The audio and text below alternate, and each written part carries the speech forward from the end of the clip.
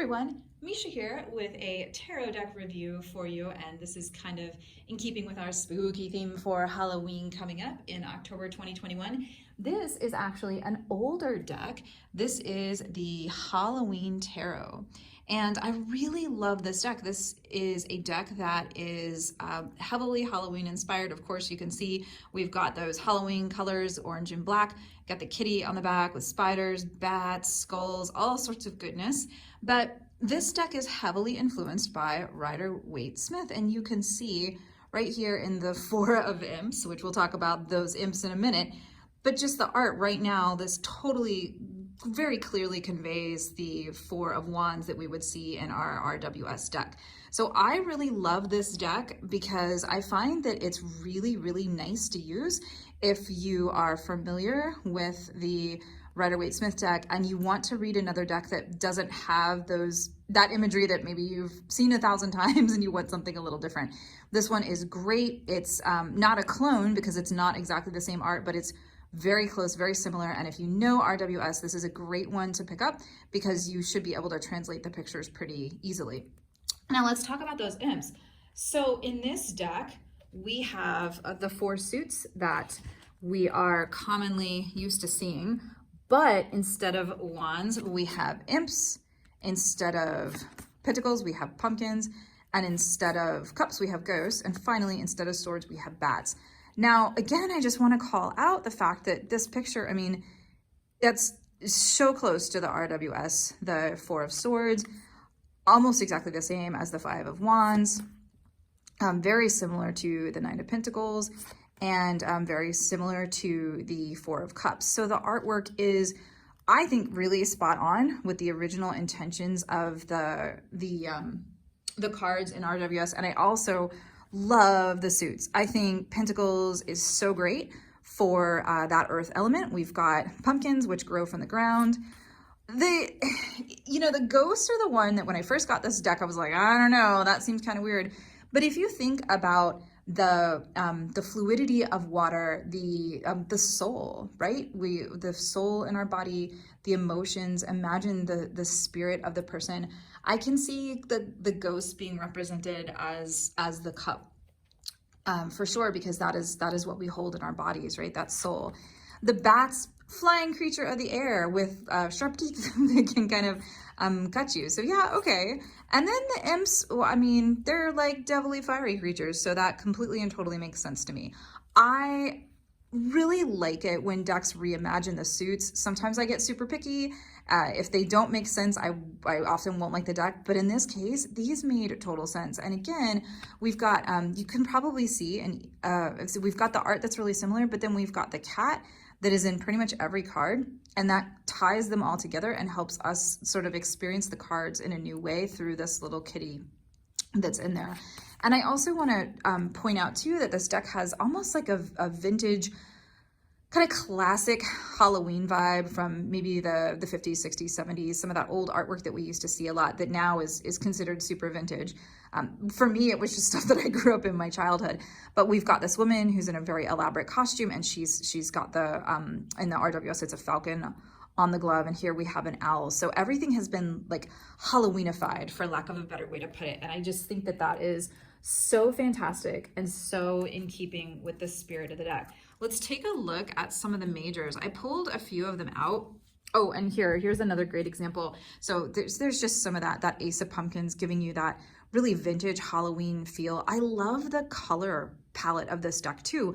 We've got really bold oranges and purples and greens, and it's not like, this is a deck that's spooky without being scary. I think in one of the other Halloween deck reviews I did, I kind of made that same designation. So this is a super fun deck. If you are doing readings around Halloween time for people, this always makes people smile to see this deck come up with the imagery. It's also super gentle.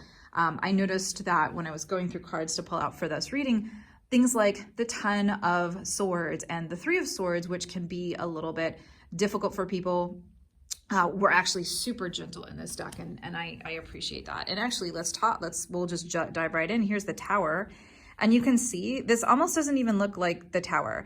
We've got a little bit of the old classic imagery with the lightning striking and taking down and two figures falling out of it. But we've got the whole rest of the haunted house here. And while the cat looks a little bit alarmed, everybody else is just like, yeah, no, that's cool. Like the whole rest of the house isn't burning down. We've just got this part here that's going to need to be rebuilt. So keeping in that same vein and spirit of the tower. So I really like this deck, especially if I'm doing readings for younger people. Sometimes at Halloween, I go to some of the different, the local college, and I'll read there as part of their Halloween event. And this is a nice deck because it's kind of fun and spooky. It's in the season, but it's not super, the imagery isn't super alarming. Here's another great example of that. This is the death card. So right here, we can really see that, that concept of the card of death bringing new life, because what does death do in this one?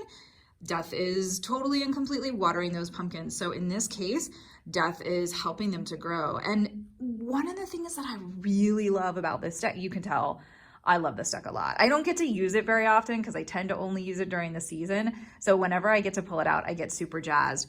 But see how the cat's got its tail curled around death, and it's like the eyes are really closed and happy, and it's almost looks like it's rubbing against death's leg.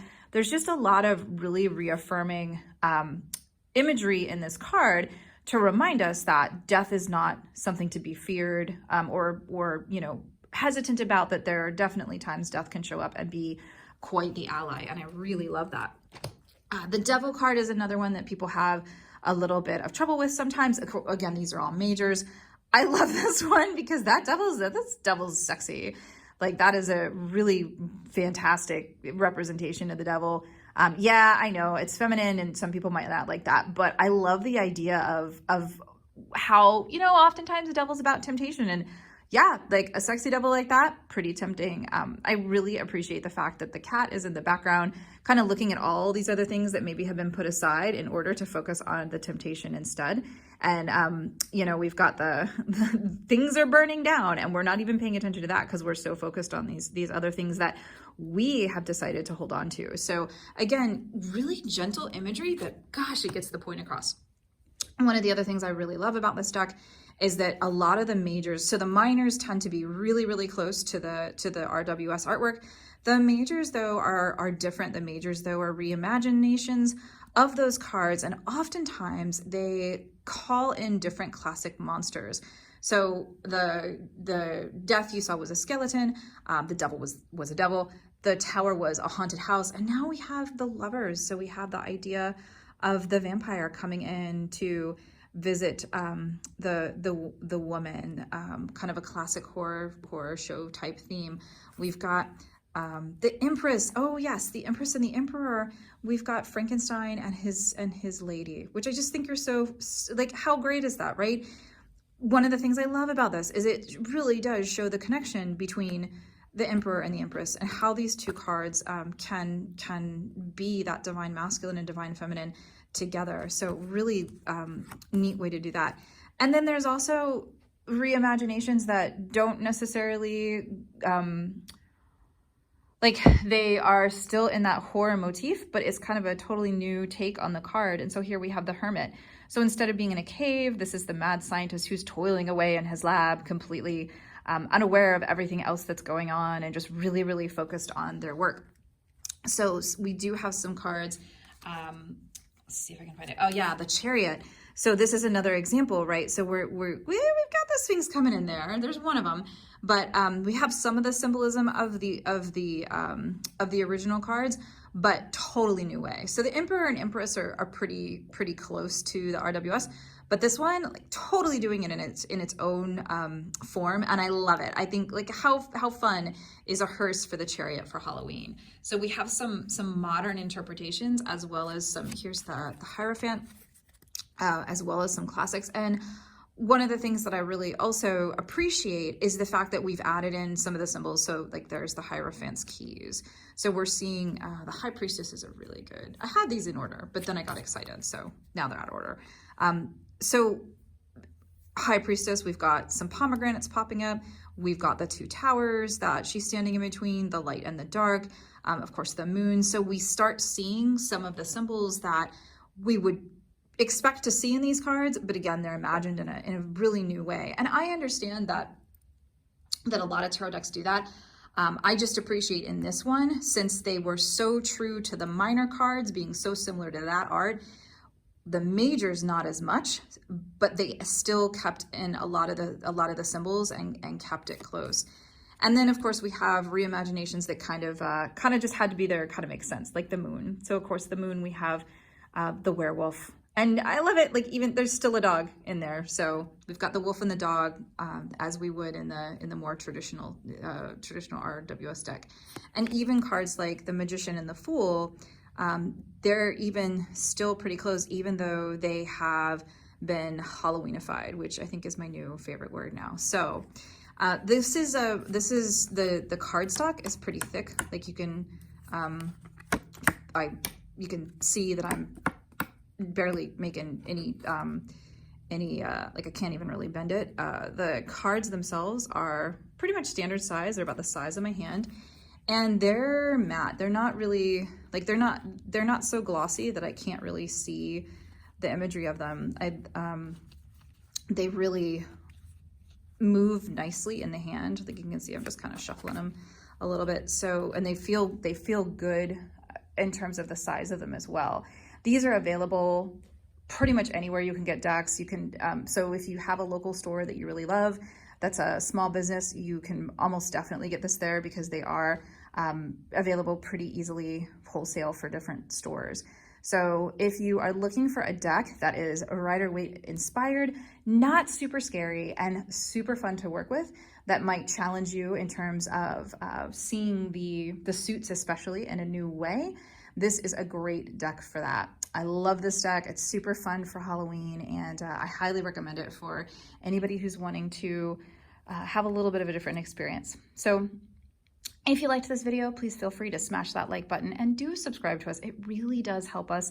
We are a small healing arts center based in Sarasota, Florida, and we love making new friends all over the world through our videos. So thank you so much, and I'll see you next time.